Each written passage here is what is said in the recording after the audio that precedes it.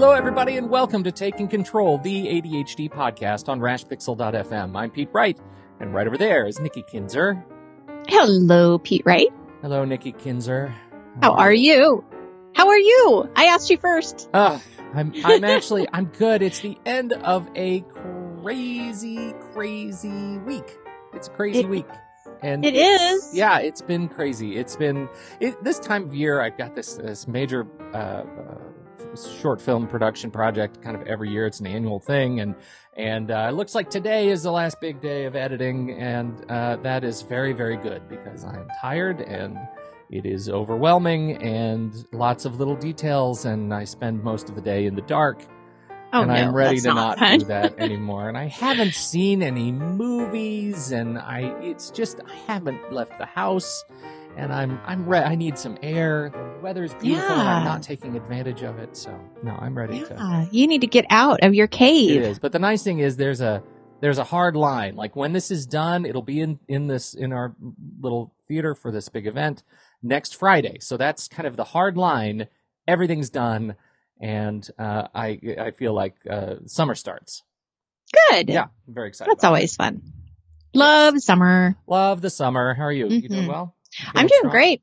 Yeah. I've had a good week. Not too busy, not slow. Just doing your thing. Just doing the thing. It's busy with the kids, right? Because it's just the end of the school year, so they've got a bunch of stuff going on. Oh, there are events. Events. Yeah, it's going good. Look, we're going to talk about something fantastic this week that was, I have to tell you, it was totally new. Came up in the Facebook group, FOLI, and I have talked about this to... Actually, I think this was a listener of the podcast. I don't even think it was from the podcast group, was it? I thought it came through an email. Yeah. Oh, yeah, I think it came through an email. And I think what it is, we're creating a new thing. Well, I think she just, she did. We're not, she did. Credit where credit is due. It's amazing. Yeah. And I have talked about it with a number of my dear friends and colleagues who also live with ADHD and resonated with it like that. Like it was absolutely, I get it. Totally get it. I can't wait to talk about it. Before we do that, head over to takecontroladhd.com. Get to know us a little bit better. You can listen to the show on the website or subscribe to the mailing list, and we'll send you an email every time a new episode is released. You can connect with us on Twitter or Facebook at takecontroladhd. And, thank you, everybody who has already considered their options to support us over on patreon.com/the ADHD podcast. We sure appreciate that, and you're absolutely helping us to reach our goals. This is podcasting is an endeavor like any other thing that costs us. There are costs associated with it, and to come to you every single week, it adds up. And so our first goal is just to cover our costs of producing the show. And so with every donation, with every subscription, you are helping us to support continuing to do this show. If you've been touched by the work that we have done in the past, we sure appreciate you considering touching us back with your dollars. It helps us keep going. So thank you so much for that. Okay. Just a little bit of news, brief news. Can I plug? You can. Right. Plug away, my friend. Look, plug away. I got this other show, this other show. What's That Smell? It's one of the other shows that I do, and it's about anxiety specifically. And it is, if you haven't listened to it, we try to be funny. We try to help people laugh about their anxieties. And we just finished season 1. We did 12 episodes of season 1, and I'm telling you, I learned a ton. And the episode that went live last week, our final episode of season 1, was kind of a retrospective. What did we learn about our anxieties? What did we learn about kind of living in the world with other people who have anxiety? And it was a real eye-opener for me and my co-host Tommy to do this, and we're very excited to do another season starting up in the fall. So if you haven't had a chance to listen to it, I encourage you to do so. You can search in iTunes for What's That Smell, or you can visit rashpixel.fm, and it's right on the homepage there, and with all the buttons to subscribe wherever you need to subscribe. So thanks for checking it out, everybody. We appreciate that. On and it's fantastic. Do you think? I love it. And I love it's funny because you and I get a lot of compliments about our rapport and how well we like jive together, on this show. And you and Tommy are fantastic. Same way. I mean, you guys just really like play off of each other. And, I'm learning things about you, Pete, that I didn't know about. Because I'm listening to the show, and some of his one-liners are just so funny. I mean, I really enjoy both of you. It's really fun to listen to you guys kind of banter back and forth. Oh, that's very kind. I'll tell you, the highlight for me is hearing him talk about ants. He had to hold that to the very last anxiety episode because he just couldn't talk about ants. He hates them. And I have been thinking about him saying, "Suck it, ants, no one likes you," and going on a rant about how terrible ants are for weeks and weeks. So I hope others get a chuckle out of it. We've sure had a lot of fun doing it. And so thank you. Anyway, okay, let's talk about summer coaching. No. Yeah. Oh, good. I thought you were going to go straight to the topic. I'm like, I have another announcement. No, this one's big. All right, good. Well, enrollment is open now, right? So the last couple of weeks I've been talking about summer coaching, and it is up on the website where you can enroll. And the deadline to sign up is June 29th because these groups will start on the week of July 9th. And for the summer, they are 8 weeks. So it's 8 group sessions, plus a lot of contact in between sessions, and then 1 individual coaching session with me as well. And we have 3 different groups right now that you can sign up for. And so yes, we will have the link in the show notes, and we will also have just go straight to the website. Go to Take Control ADHD and go under group coaching. And in fact, actually, as we're talking about this, Pete, I would love for you to change the front panel on the front page of the website so they can just do it right there. Sign up for group coaching. Right. Make it really easy. Yeah. See, yes. I think of these things as I talk. You do. And you're just, it's firecrackers. It's always happening for you. Always crazy. So neurons creative. Firing all the, Awesome. Right. So that's my announcement. So now we can talk about FOLI. What's FOLI? Oh my gosh. Can I read this? Oh, I would love you. Yeah. I gotta read this. It's amazing. Okay. I have a question, or maybe more of a topic suggestion. Now, I finally know why I have started and abandoned so many projects, jobs, self-owned businesses, even friends. It's not that I always failed. I usually just lost interest and move on to something else. If it was a hobby, it didn't matter so much, but when it's been an endeavor that involved other people, I've let them down. Now I'm fearful of losing interest. Did you hear that? There it was. Fear of losing interest. FOLI. Is that a thing? Fear of losing interest. And I'm almost paralyzed in terms of allowing myself to start anything new because I don't want to disappoint any more people or myself. I'm not sure how to deal with that or understand it. In some ways, paring down my activities has been very good. A simple, mindful life with meaningful priorities or family, interpersonal growth, and reading all those books I've wanted to read sounds delicious. I'm not sure, though, if I'm choosing that now because it's a good choice or out of fear, or both. Or maybe I'm too soon in this journey of self-discovery to know. In case it's helpful, the loss of interest I have in mind goes way beyond just being bored or drudgery and is more like a complete lack of purpose for something that previously was a passion. Wow. I read that email and I was floored because she put in an acronym those 4 little words that are paralyzing me in my middle life. It is amazing to me how that resonated. I have a weekly conversation with a dear friend who also happens to be a therapist who also lives with ADHD. And I said, have you ever heard of this thing, FOLI? And he's like, what's that? I said, I don't know. It came up in the ADHD show, comments, and fear of losing interest. And I could hear his jaw drop on the phone. He's like, that describes exactly my experience too. FOLI, fear of losing interest. And it is, I don't know if it's it's a partner to FOMO, fear of missing out. It is. Right? Yeah, right. FOMO, right. fear of missing out. And it's amazing. So let's talk a little bit about that, can we?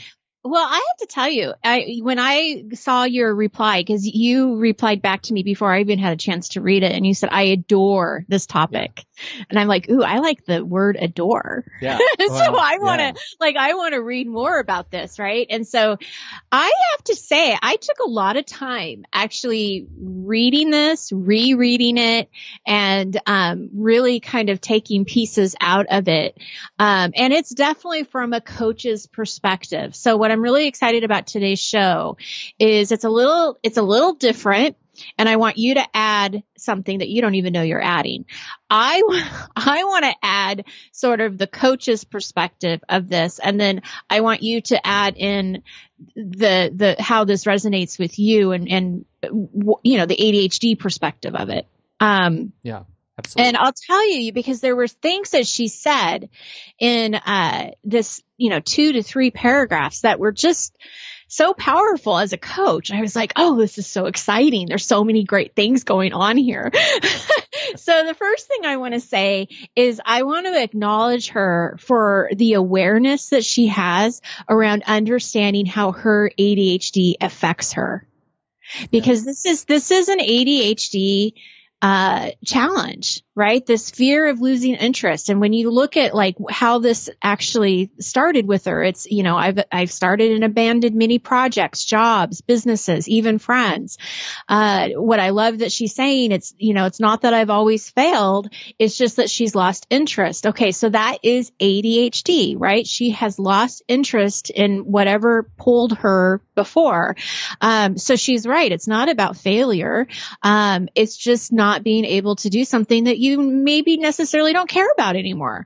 And she's learning about her interest level. And if she's not motivated at that moment, or she's not engaged in it, she's losing interest. And I thought it was really, again, so insightful for her to say that if she's lost that purpose, that it really doesn't mean anything.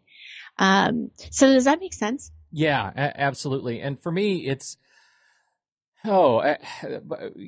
resonates in so many ways because I think back to the jobs that I've had and the kinds of frustrations that come up, and it's almost like the specific context doesn't matter. It's the emotional context that matters, because the feelings that come with the just becoming suddenly bereft of purpose in the job, in the project, in the thing I was trying to create, in the book I was trying to write, that feeling is for me a black hole, right? I mean, because not only is it something that I've lost interest in, right, on the surface, I'm also judging myself so harshly, yes, for my inability to maintain focus. That's the thing that hit me in the chest, right? That's the thing that I found so crushing when I carry FOLI around in my head for too long. Well, and I just, yes, we're definitely on the same page here, because what I want to go in the black hole for a second, right? I just want to sit there for a second and then we're going to get out of it. But I think that it's a really key part to recognize that black hole when you are trying to navigate your ADHD and you're learning how it's affecting you. And what she's done here, she's identified the pattern, right? She knows that she's losing interest. What you just added is that where's the passion? Where's the motivation? And she's identified the consequences. But this is where I want to get a little deeper, is she talks about disappointing others. And then in the beginning of her paragraph, she says the hobby doesn't matter as much. Well, if I was coaching her one-on-one, I would be digging into that. Why? Right? Because exactly what you said. It is so easy to fall into the shame spiral without you even knowing it. So she's saying, it doesn't matter if it's my hobby. But then later in the paragraph, she says, yes, it does, because she doesn't want to disappoint others or disappoint herself. Yeah. Right. And so that's what I mean. And definitely doing some work around the limiting beliefs. And so that's why when I read this as a coach, I was like, oh, I'm eating this up because there's so many things here to dissect, and those limiting beliefs of how you are seeing yourself, react to when you lose interest. It's exactly what you were saying. Yeah, that's right. And that's why I go back to it doesn't matter what the specific context was, right? Yeah, it doesn't matter that I just, I have this memory. It was one of my first jobs, and I was working in the technical side of a small consulting firm. And I'll never forget, we got a new employee, and I felt like our email addresses that I was setting up for employees were too formal, right? It was just really long, and we had somebody with a very long name, and it was a wonderful name, but it was like 45 characters long, and first name dot last name I thought was a little much. So I thought, let's go ahead and have them pick their own name or pick their own email address, use a nickname, use something like this. And so I went down that road, and our vice president of operations was a lovely woman, and she and I are still friends this day, but I'll never forget. She said something. She said, no, we want to keep it this way. And I just blew up at her in the office and stormed out because of this stupid email address naming scheme. And it was only years later that I realized that was it. I'd lost purpose in the job. And that was yet another example of me losing interest in the job. And it manifested in this instant sort of like crazy youthful rage. Yeah. And, but I want to do this anyway. I want to do it my way, or because this is the only thing I have to hang on to. And if I can't have this, I have nothing. Yeah. And, and that was just another pattern. But it doesn't matter if it's that in this job or if it's in a hobby or something I want to learn. There was a time where I was super into wines, and I was reading all this about wines, and I just loved learning about it, and then it was gone. And it took all my friends. I kept getting gifts for years because people thought I was super into wine, and I would get books and things, and suddenly I stopped drinking. Like, you guys got to keep up, right? I've lost interest in this. I've moved on. And every gift was like this, another symbol of regret that I wasn't able to become an expert kind of, and go get my sommelier certification and all this crazy stuff.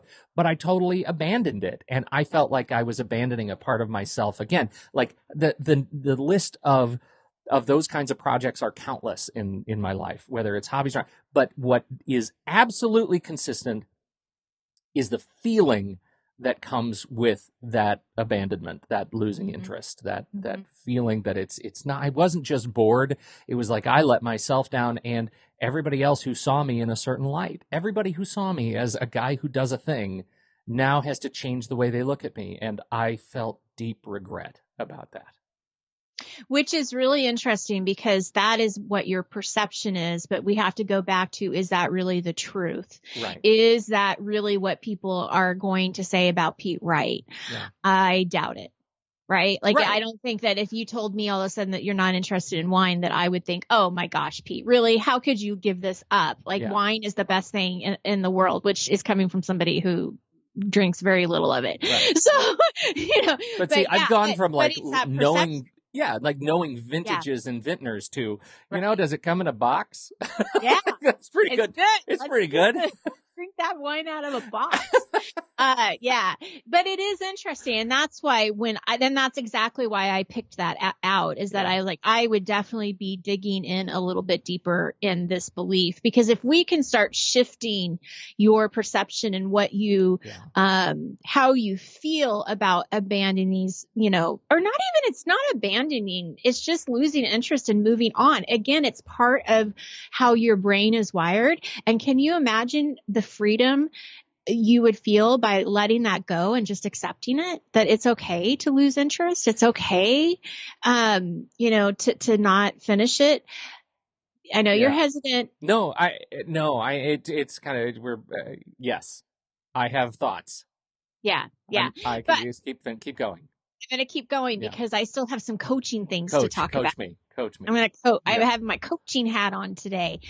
And I really didn't want to go into like advice, and I kind of feel like I just did, but that's okay. Sometimes it's hard to pull back Yeah. on the how-tos, you Right, know? right.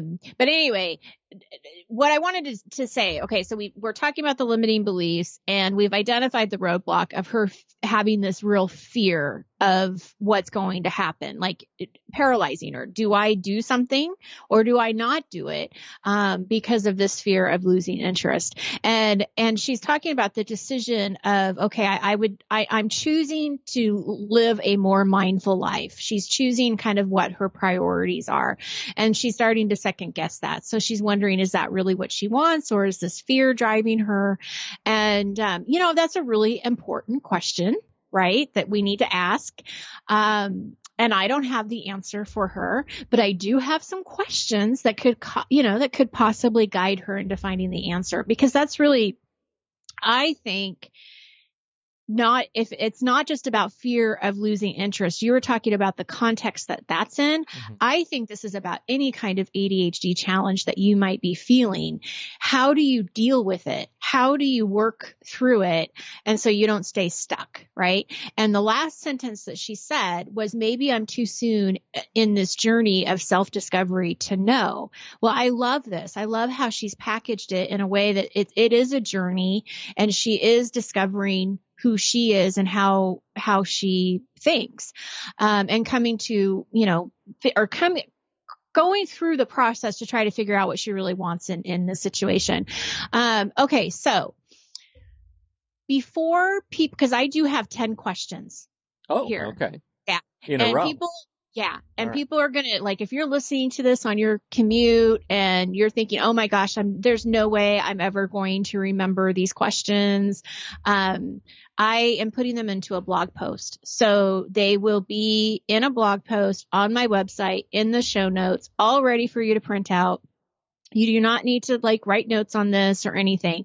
But what I do want you to do is think about the questions and think about how you can apply them not only to FOLI, but to any kind of challenge that you might be dealing with, because it really is about self-discovery, and it's not always just the how-tos, right? Because you could have the best strategy in the world, you could have the best intentions in the world, and you're still going to stay stuck. We got to do some reflection, right? Right. Got it? All right. I'm preaching to people.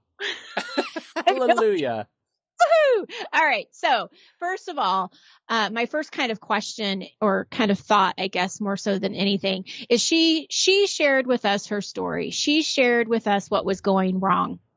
So if you're dealing with an ADHD challenge like this or something else, definitely identify what's happening, what's getting in your way, what are the consequences here. And then I want you to paint a picture of a different story. I want you to actually go onto the other side and think about what this would look like if things were going right. So what if she didn't have this fear? What would that mean to her? And what is it that she really wants out of this situation? That's the second question. So, you're painting the picture of what the future is going to look like for you. And then now you're asking, what is it that I really want? So that's kind of helping you answer that second question. Mm-hmm. Giving you a little bit of framework and homework to do before you get there. Third question is, you got to ask yourself, what makes this important? Because the purpose, right? She's talking about purpose, and that is so important with ADHD specifically. Well, for anybody, you have to have a reason to change something if you don't like it. You have to have motivation to do something different. Otherwise, you're going to keep doing the same thing. So does she want to lose this fear? Then, what makes that important to her? Does she feel like she's being pulled back, or she's not looking at things that she's really curious about because she's fearful of this? And on a side note, one of my coaching groups, we were talking about how fast time goes by as adults.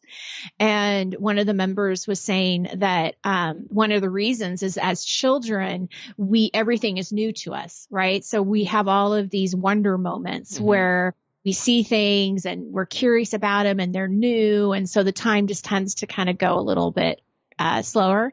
But as adults, we have less wonder moments. Oh. And see, so that's sad. It is. I thought it was sad too. I think I want more wonder moments. I want more wonder moments. And so you got to figure out, that just kind of ties into what makes this important. It's like, if you want more wonder moments, you have to look for them as adults. And that may mean learning about wine because you're curious about it, Yeah. or learning a new language because you want to, and maybe not fearing so much of what the outcome is, but just enjoying the journey and the experience as you're doing it at the time that you're doing it. Well, and that gets to a really important, sort of switch that you can flip with practice, which is, that it's okay to do something for the love of the thing and not for the outcome. So many people, I'm going to try and right. Yeah, well, I'm gonna go to Greece, and so I better learn to speak some Greek. And then suddenly you don't learn to speak any Greek, but you still go to Greece, and it's okay. Like you have to find, like, maybe you just want to learn Greek because you want to learn Greek and you want to expose yourself to an amazing language that opens doors to new ways of learning, history. Maybe it's not tied to a specific trip. Maybe it's not. Maybe it's just you're doing a thing for the love of the thing and not for a specific singular outcome. And when you do that, and this is what I was going to get to, and I'm sorry to hijack your list of questions, but this is what I was please. I find that at the older I get, the more able I am at doing this, the greater sort of facility I have at doing this and saying, this is a thing I want to do just for the sake of doing it.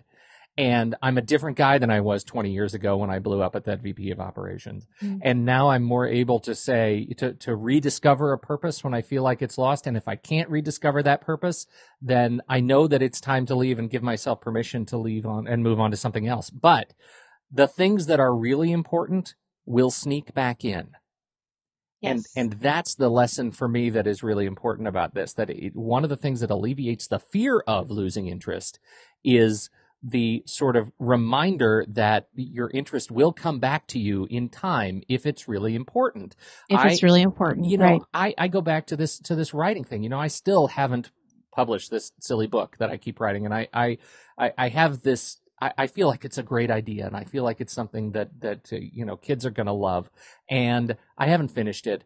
I've gotten busy with other projects, etc. And this FOLI is right here, right? It's front and center for me right now, because I'm terrified based on history that this is what I'm going to do. But you know what? Over the years, writing books has always come back around. It has always come back around. It is a thing that I've felt the regret about, and I've always been able to come back to it.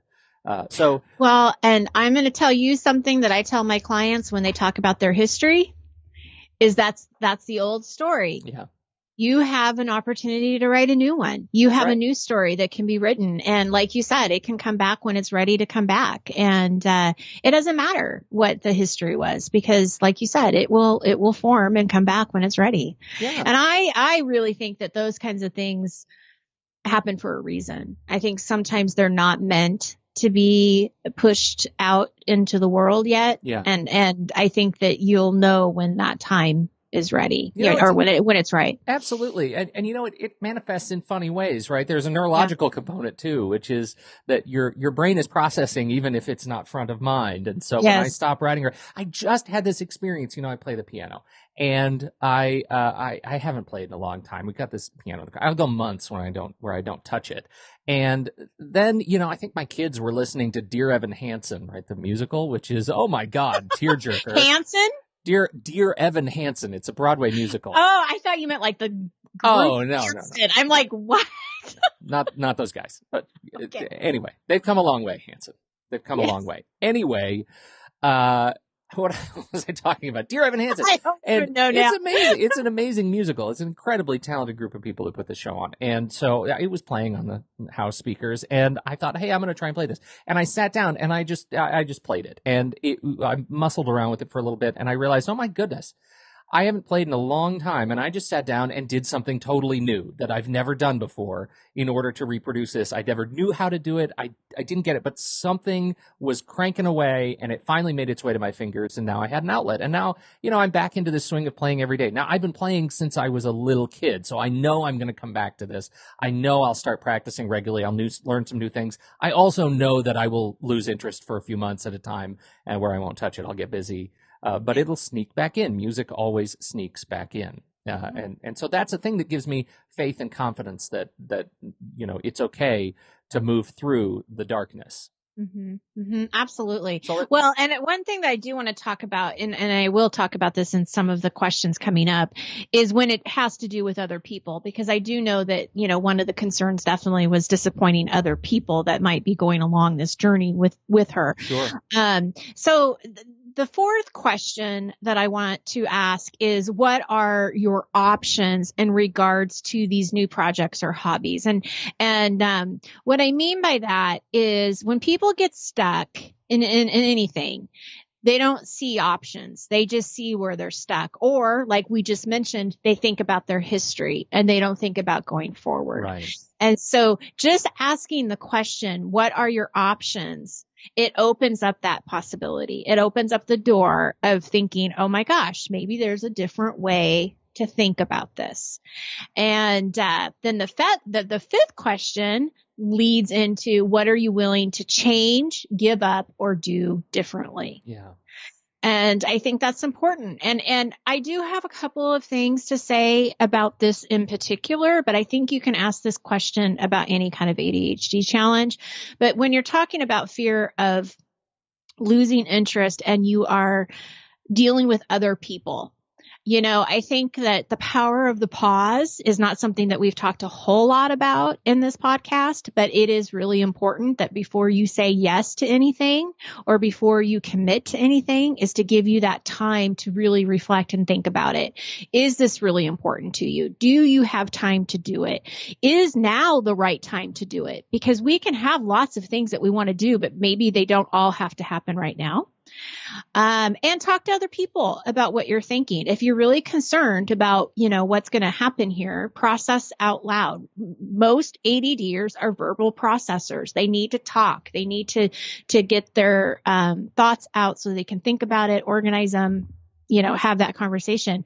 And then you can certainly set some boundaries around how much time you're going to spend on this, how much money you're going to spend on it. If it's a hobby, how many new hobbies are you going to start at once? I mean, you can certainly kind of set some boundaries around that. But when it comes to other people, be transparent. Be completely transparent with them and let them know, what the expectations are of you, of them. And I know this sounds weird, but have kind of an escape plan. Like if you do lose interest, then, how are you going to deal with that? And be honest with the people that you're working with or that you're, dealing with. Because it is reality. It can happen. I mean, there's nothing that can just force you to all of a sudden be excited about something. Well, right. There are external influences at work, and from time to time they'll try to get the better of you, but your moods will ultimately will out. Yes. The other thing that I want to, and this again is going specifically to her paragraph. I mean, I really like to pick this apart, so I hope she doesn't care. But when she was talking about choosing a more mindful life, is she choosing this because she wants to, or is it out of fear? I think living a mindful life is a beautiful thing, but I think she needs to ask herself what that means to her. What does that mean? Yeah. Does a mindful life mean to her that she pushes other stuff out? I don't know. I mean, so. Yeah, it does. It doesn't necessarily. It could mean austerity, right? It could mean emotional. It could mean practical austerity. It could mean, pushing things out, getting, being sort of non-committal, right? And not engaging in anything, right? For fear of losing interest. And that, I think, is the dark side, right? That's what I was talking about earlier. That's the emotional place. Like, I better not do anything because I'm eventually going to lose interest. But when you turn that around and say, you know what, I'm eventually going to lose interest, I wonder what I'll do next. Right. That's a very different kind of framing. Very different framework. Well, and then I have to say too, as a coach, I'm picking up that she's doubting her decision, right? She's wondering, is this the right decision for me? And so my question has to be then what's missing for her? What's missing that she isn't just saying, I'm living a mindful life and I am happy about it. Yeah. So we got to, she has to answer that question. And what needs to happen to fill that void? If something's missing, what is what needs to be filled? Ninth question is, what can you do to make this situation better for you? So now we're kind of getting unstuck and we're starting again to move a little bit forward. And then actually taking that first step is, what are you willing to do? What are you willing, what is that first step for you that you could even start just as soon as today? Like, we're not talking about next week. We're not talking about, next month. What can you do today to kind of get to a place where you're unstuck and actually embracing this ADHD trait? Not trait, because trait is not a good word. I just learned that. I have to tell you that in just a second, what I just figured out. In fact, it's funny that it came out so easily. ADHD characteristic of losing interest. Yeah. So backstory on that. There was I put a post on Facebook about a book. I haven't read it, but I was curious if any of my followers had read it. And one of the first comments was she was really put off by the first sentence, is because they used the word ADHD trait. And she was like, it's not like, blue eyes. Like, blue eyes is a trait. It's a trait, right? Yeah. Right. And so it was just a reminder of me of that language, and how powerful language is to people, and how some people will perceive that. Some people will read that and not even think anything of it. I said it without even thinking anything of it. But then realizing that, that can be a really strong negative word for someone. Yeah. So anyway, that's where that came. That's characteristic. Better. Yeah. So I apologize. I didn't mean to offend. So yeah, there you have it. There you have it. I started looking up FOLI. I wanted to see if we could find another definition. Well, it means foal or stag in in Norwegian, and they're all, it means something in different languages. But what I thought was most interesting is this one, and I think it's actually this is inspirational to me. FOLI in Malinke, in the Malinke language, there's a tribe in West Africa.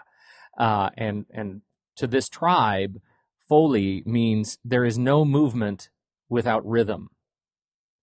There is no movement without rhythm. And to me, that I actually resonate with that too. Wow, I do too. That, in fact, this fear of losing interest is, it's just that, right? It's false. It's fear. It's unfounded. It's nothing has happened yet, right? You don't know what's going to happen. But one thing that is a characteristic of the behavior is the rhythmic nature of it, right? The cycle of it. And every new cycle, there's something new that you can do, and that you're doing, and that you're changing, and that you're growing. And it's a word that means sort of life and movement. And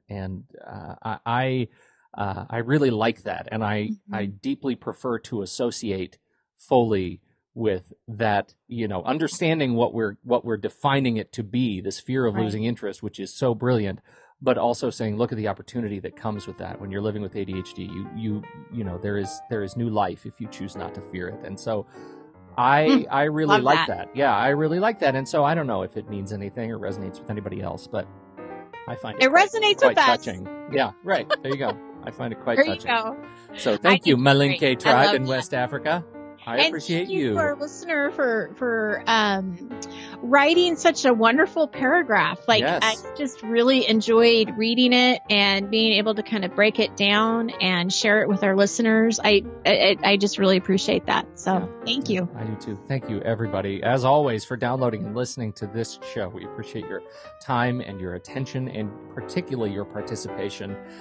This community is one that I know we cherish very, very much. So thank you so much for being a part of it.